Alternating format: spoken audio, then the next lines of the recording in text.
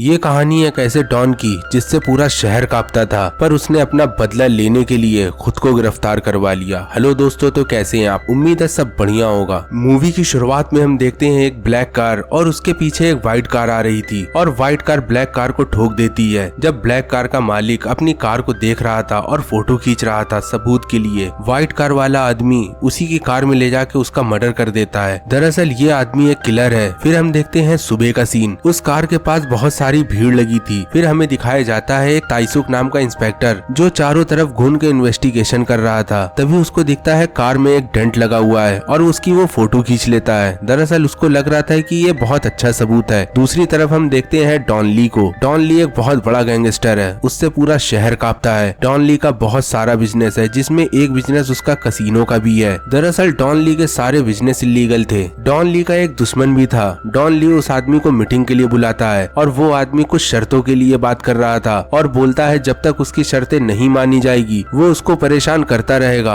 Don ली उसकी सारी बात सुन रहा था। उतने में उसके दुश्मन का बॉडीगार्ड डॉन ली के बॉडीगार्ड से बोलता है अपने बॉस को समझा ले, नहीं तो तेरा बॉस नहीं बचेगा। यहाँ दूसरा आदमी भी जवाब देता है एक बार हाथ तो लगा के दिखा, तब मैं तुझको बताऊंगा कि हम कैसे हैं। तभी डॉन ली खड़ा होता है और अपने आदमी को जम के ऊसा मारता है और फिर दूसरे वाले का वो दांत निकाल लेता है। डॉन ली उन लोगों से बोलता है जब बाप बात कर रहे हैं तो बच्चे बीच में नहीं बोलते और यहाँ बाप मैं हूँ, और अगर मेरे बीच में कभी भी कोई बोलता है तो मैं उसके साथ ऐसा ही करता हूँ। ये सीन देख के उसका दुश्मन डर जाता है और मन ही मन सोचता है कि इसकी इतनी ताकत है, हाथों से इसने दांत निकाल लिया। और वो आदमी जो बात अब बोल रहा था वो अब कुछ नहीं बोलता। तभी डॉन ली एक ड्रिंक बनाता है और वो तोड़ा हुआ दांत उस ड्रिंक में डालता और बोलता है चल मैं तेरी शर्तें मानूंगा, पर तुझे ये ड्रिंक पीनी होगी, और अगर तूने ये ड्रिंक नहीं पी तो तेरी तो शर्तें नहीं मानी जाएंगी, पर तू यहाँ से जा भी नहीं पाएगा। ये बात सुन के डॉन ली की वो डर जाता है। डॉन ली वो टूटे दांत एक ड्रिंक में डालता है और उस आदमी की तरफ बढ़ाता है और बोलता है इसको पी ले, मेरी डील और तेरी डील दोनों डन हो जाएगी। यहाँ वो आदमी वो ड्रिंक पी लेता है। दूसरी तरफ हम ताइसुक को देखते हैं जो पुलिस स्टेशन में बहुत सारी फोटो लेके अपने सीनियर के पास बैठा होता है और अपने सीनियर से बोलता है सर मेरी इन्वेस्टिगेशन से मुझको लग रहा है ये कोई आम कातिल नहीं है, एक सीरियल किलर है और इस सारे पैटर्न इसके एक ही जैसे हैं। तभी यहाँ इसका सीनियर चिल्लाते हुए बोलता है मुझको लगता है तुम ज्यादा इंडियन फिल्म देख रहे हो, उसी में सब होता है। यहाँ ताइसुक चुप्पे हो जाता है। दूसरी तरफ हम डॉन ली को देखते हैं अपनी कार में। वो कार चलाते हुए कहीं जा रहा था,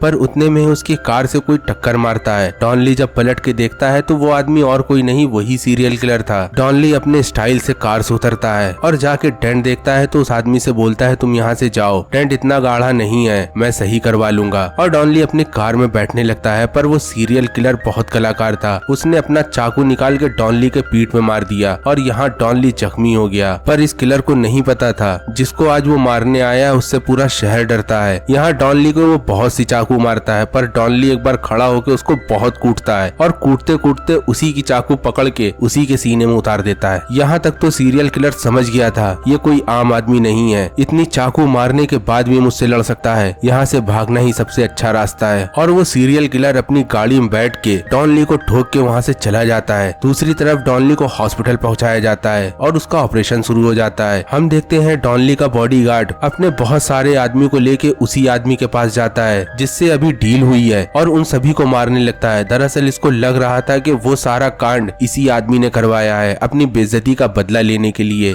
दूसरी तरफ किलर के बहुत खून बह रहा था। उसने अपने आप को ठीक करा और एक आदमी को मार दिया कुछ कपड़ों के लिए। हम देखते हैं फिर डॉन ली को। डॉन ली को होश आ जाता है और वो अपने साथी से बोलता है तुमने जिनको सबक सिखाया है उनमें से कोई नहीं था, वो कोई दूसरा था। यहाँ डॉन ली एक कागज में कुछ डिटेल लिखता है और बोलता है इस आदमी को जल्दी ढूंढो। तभी हॉस्पिटल में इंस्पेक्टर ताइसु आ जाता है और डॉन ली से बोलता है तुम्हें किसने मारा, क्या तुम कुछ बताओगे? डॉन ली हंसता है, बोलता है क्या तुम मुझसे पूछ रहे हो, मुझे किसी ने नहीं मारा और मेरा छोटा सा एक्सीडेंट हुआ है और किसके हिम्मत है पूरे शहर में मुझको मारने की। डॉन ली ताइसु को बोल के वहाँ से जाने के लिए बोलता है। ताइसु पार्किंग में आके डॉन ली की कार देखता है, उसमें वही डेंट था जो हमेशा से हर कार में मिलता है उसको, और उसकी फोटो खींच लेता है। दूसरी तरफ डॉन ली उस आदमी की फोटो बनवा रहा था और एक्यूरेट उसकी वही फोटो बन जाती है। डॉन ली वो फोटो अपने साथियों को देता है और बोलता है जल्द से जल्द इस आदमी को ढूंढो। दूसरी तरफ किलर एक और शिकार कर लेता है और उसकी ट्रक लेके वहाँ से चला जाता है। डॉन ली अभी जख्मी हालत में है। तभी ताइसु को एक मौका मिल जाता है और ताइसु डॉन ली के पूरे रेस्टोरेंट में और सारे कसीनो में रेड करवा देता है और जिससे जिससे चारों तरफ डॉन ली की बदनामी होने लगती है। डॉन ली को ये पता था कि उसका बिजनेस केवल डर से चलता है और वो डर हमेशा बना रहना चाहिए। अगर वो डर जरा सा भी खत्म हुआ तो उसका बिजनेस ठप हो जाएगा। डॉन ली अपने दुश्मनों के दिल में एक बार फिर से वो डर कायम करना चाहता था। तभी डॉन ली उस किलर के पीछे हाथ धो के लगा था।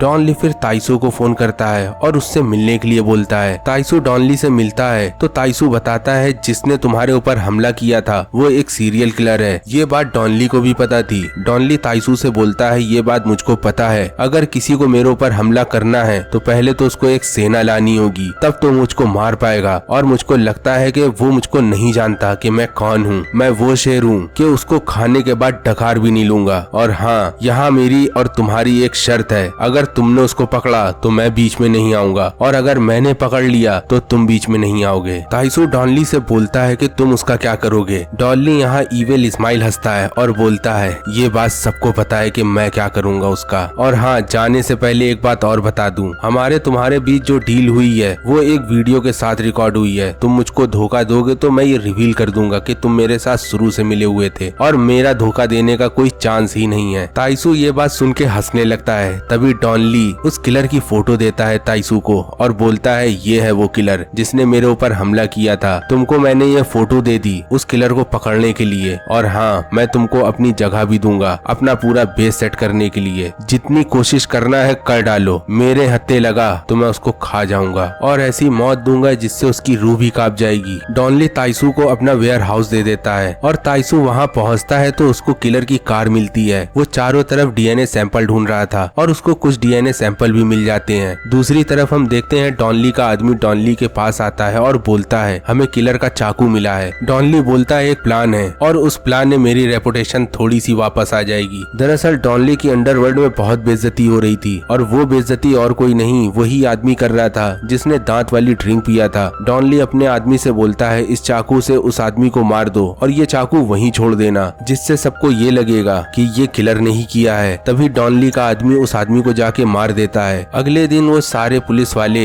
उस डॉन के घर में इन्वेस्टिगेशन करते हैं। इस डॉन का मर्डर भी सीरियल किलर के ऊपर रख देते हैं। इस मर्डर के बाद पूरा डिपार्टमेंट उस सीरियल किलर के पीछे लग जाता है। दूसरी तरफ ताइसुक डॉन ली के पास जाता है और डॉन ली को जम के मुक्का मारता है। डॉन ली ताइसुक को पटक पटक के धोता है और डॉन ली ताइसुक से बोलता है हाँ मैंने ही उसको मारा है क्योंकि उसने मेरी बहुत बेइज्जती करी और जो भी मेरे बीच में आएगा उसको तो भाई मैं ऐसे ही काटूंगा, फिर वो चाहे कोई भी हो। शहर में जितने भी मर्डर हो रहे थे चारों तरफ आग की तरफ ये खबर फैल जाती है और ये सब चीजें न्यूज में भी आ रही थी। और यहाँ हम देखते हैं सीरियल किलर को, वो भी टीवी देख रहा था। तभी वो सुनता है कि डॉन का मर्डर हो गया और वो मर्डर सीरियल किलर ने करा है। यहाँ सीरियल किलर गुस्सा जाता है और सोचने लगता है मैंने तो उसको नहीं मारा, आखिर ये किसने करा है। वो सीरियल किलर सारी बात समझ जाता है। उसने जिसके ऊपर हमला किया था वो कोई आम आदमी नहीं, वो एक बहुत बड़ा गैंगस्टर है और उसने उसको मार के गलती कर दी। तभी वो सीरियल किलर उस डॉन की चौथी में जाता है। वहाँ वो पेट भर के खाना खाता और खड़े होकर ढकार लेता है। उस डॉन के आदमी के पास जाता है और बोलता है मेरे चाकू से जो मर्डर हुआ है वो मैंने नहीं किया। वो डॉन का आदमी उसकी तरफ देख रहा था। तभी वो डॉन ली की तरफ इशारा करता है। वो किलर वहाँ से बाहर निकल के एक और मर्डर कर देता है उसी पैटर्न में। दूसरी तरफ डॉन ली और ताइसू उस कार की इन्वेस्टिगेशन करते हैं। तभी उनको एक फिंगरप्रिंट मिल जाता है। वो फिंगरप्रिंट देख के खुश हो जाते हैं। तभी वहाँ बहुत से लोग आ जाते हैं, उन पर हमला कर देते हैं। दरअसल ये आदमी उसी डॉन के आदमी है जो अभी मारा गया है। और यहाँ डॉन ली उन लोगों को बहुत बुरी तरह से मारता है। मारते मारते बोल रहा था मैं इस शहर का बाप हूँ और तुम अपने बाप को मारने आए हो। डॉन ली ये बात करते हुए सभी को मार देता है। अगले दिन सियोजिन ताइसू को बुलाती है और बताती है जिस आदमी का ये फिंगरप्रिंट है वो कई सालों से गायब है और मैंने ये भी पता लगा लिया कि ये कहाँ रहता है। ताइसू फिर उस आदमी के घर जाता है और चारों तरफ ढूंढने लगता है। ताइसू देखता है कि उसके घर में बहुत सारी गंदगी होती है और बहुत बदबू आ रही थी। ताइसू को एक फोटो मिल जाती है और उसको उस किलर की भी फोटो मिल जाती है। ताइसू अपनी पेंटिंग से उसका चेहरा मिलाता है। ताइसू यहाँ कंफर्म हो जाता है जिसका रिकॉर्ड अब नहीं है वो अभी जिंदा है और ये वही आदमी है जो इस फोटो में है। ताइसू बहुत तेजी से अपनी गाड़ी में बैठता है और अपने लोगों को फोन करता और बोलता है जिसकी मेरे हाथ में रिपोर्ट है इसके बारे में सारी जानकारी चाहिए। दूसरी तरफ हम देखते हैं डॉन ली एक मीटिंग में बैठा होता है और वहाँ बहुत सारे डॉन होते हैं। एक डॉन ली से बात करता है और उसकी तफरी लेने लगता है। डॉन ली तो पहले हंसता है एक एविल स्माइल, फिर वो उस आदमी के एक थप्पड़ मारता है। उस आदमी का पूरा सर हिल जाता है। फिर एक थप्पड़ मारता है और बोलता है अपने बाप बाप से अदब से बात करनी चाहिए और मैं तो इस शहर का बाप हूँ और तू मुझी को छेड़ रहा है। यहाँ डॉन ली उसको तमाचा इतने मारता है कि वो लास्ट में मर जाता है। ये देख के सभी घबरा जाते हैं। तभी डॉन ली का यहाँ फोन बजता है। दूसरी तरफ ताइसूक था। ताइसूक डॉन ली को एक रिकॉर्डिंग भेजता है और यहाँ रिकॉर्डिंग सुनते हुए डॉन ली एक एविल स्माइल हंसता है और बोलता है, यही है सीरियल किलर। ताइसूक को किलर का नाम पता चलता है। उस किलर का नाम कांग युंग था। ताइसूक डॉन के अड्डे आता है और कांग युंग की फोटो देता है और बोलता है, यही है वो किलर। डॉन ली अपने सभी आदमियों को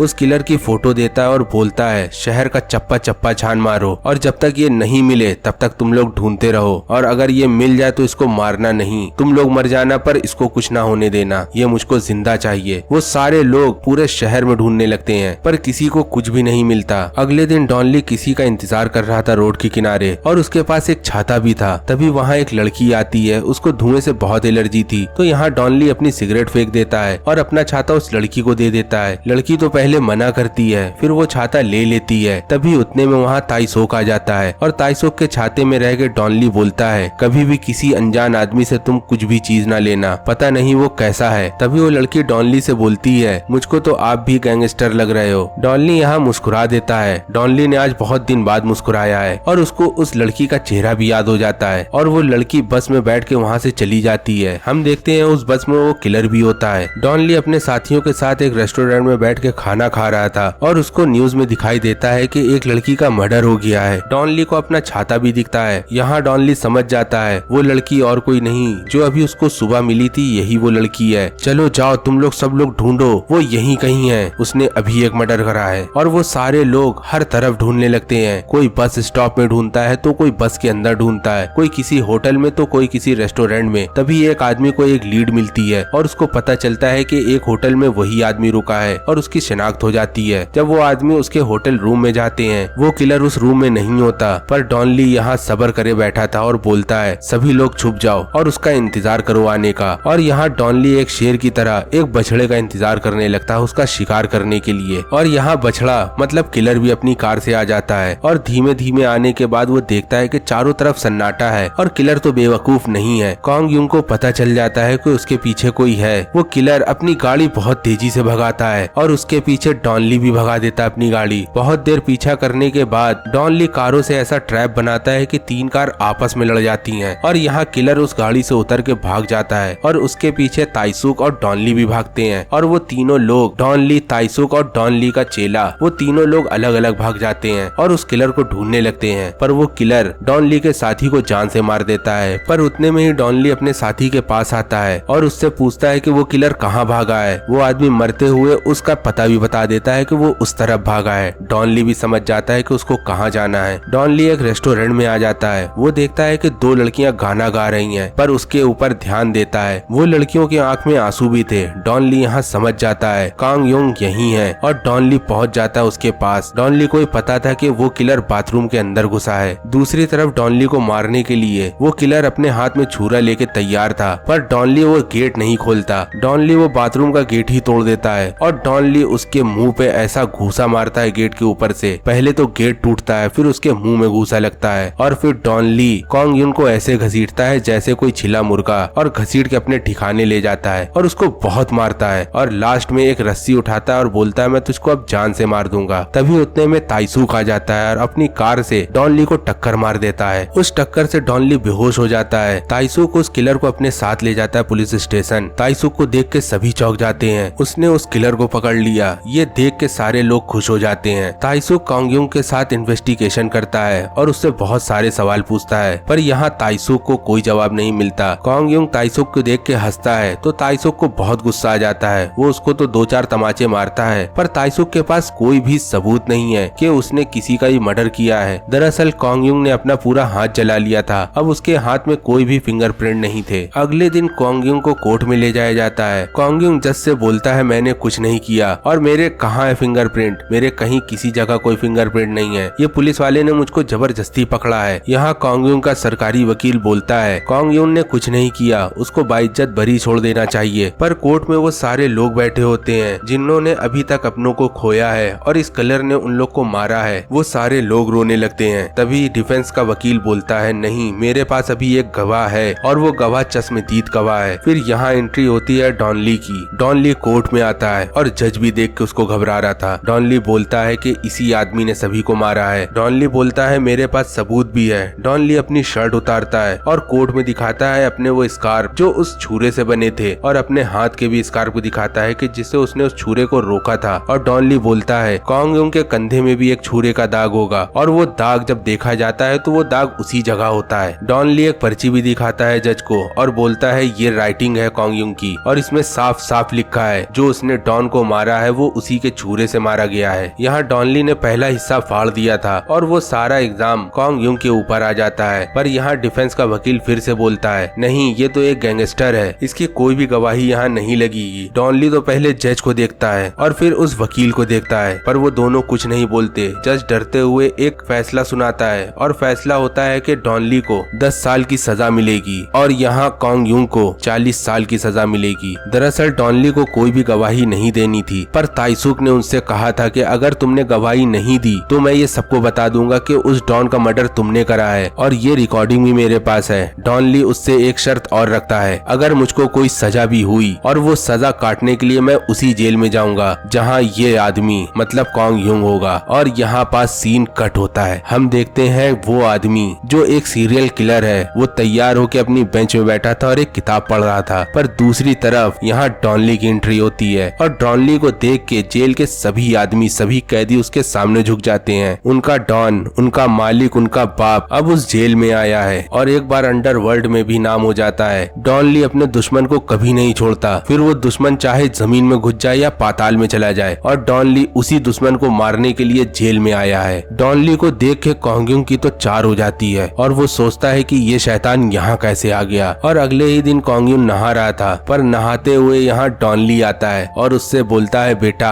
इतना मत घबरा, अभी तो मैं यहाँ 10 साल हूँ और 10 साल में एक भी दिन ऐसा नहीं जाएगा जब तू मरने की भीख नहीं मांगेगा, और मैं तुझको मरने भी नहीं दूंगा। और यहीं से मूवी खत्म होती है। अगर आपको इस मूवी का दूसरा पार्ट देखना है तो आप कमेंट्स में बताएं तो मैं बहुत जल्दी एक्सप्लेन कर दूंगा। मिलते हैं दूसरी वीडियो में, तब तक के लिए गुड बाय।